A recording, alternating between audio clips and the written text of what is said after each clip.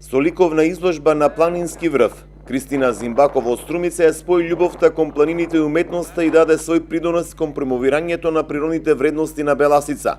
Струмичанката Зимбакова на врвот Сечена скала на Беласица ја отвори својата 8 самостојна изложба, ја извишила фортуната, на која се представи со 30 уметнички дела изработени од габи и лишаи.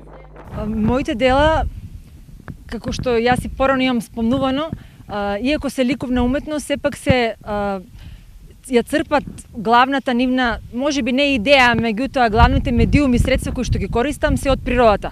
Габите, лишаите и исто така сум и планинарка.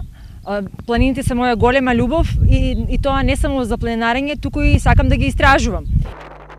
Околу 50 љубители на уметноста и планините беа на врвот Сечена скала висок 1740 метри и се запознаа со мозаиците и уметничките дела на Зимбакова од лиша и габи.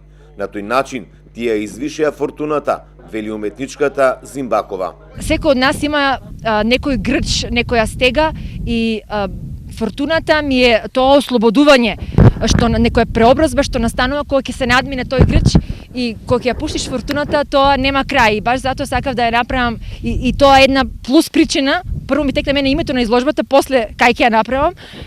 Не можев да смислам подобро место од Сечена скала, затоа што тоа е врв и е ветровито, па каде подобро може да извишиме фортуната, освен од некое ветровито место што е на 1740 метри.